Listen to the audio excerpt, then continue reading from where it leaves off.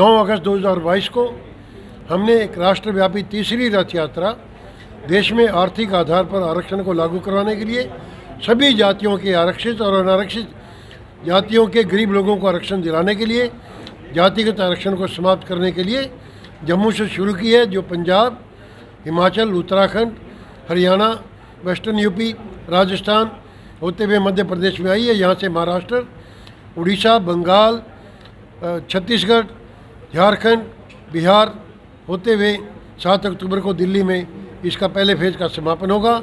ये हमारी तीसरी राष्ट्रव्यापी रथ यात्रा है।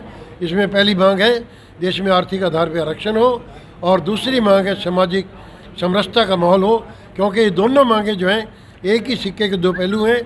जब तक आर्थिक आधार पर आरक्षण नहीं दिया जाता, जब तक जातिगत आरक्षण समाप्त नहीं किया जाता, तब तक देश में सामाजिक समरसता का माहौल नहीं आ सकता।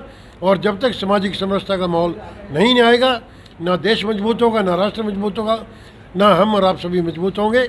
और तीसरी मांग है हमारे महान पुरुषों के इतिहास के साथ छेड़खानी ना किया जाए, उसको इतिहास को संरक्षण दिया जाए और जो लोग ऐसा करते हैं उनके खिलाफ कानूनी कार्रवाई की जाए। एमपी की नब्ज, एमपी का हाल, मध्य प्रदेश की हर खबर एमपी न्यूज टीवी के साथ। लगातार खबरों के लिए सब्सक्राइब करें हमारा YouTube channel MP news TV. Latest updates के लिए बेल आइकन दबाना जरा भी न भूलें।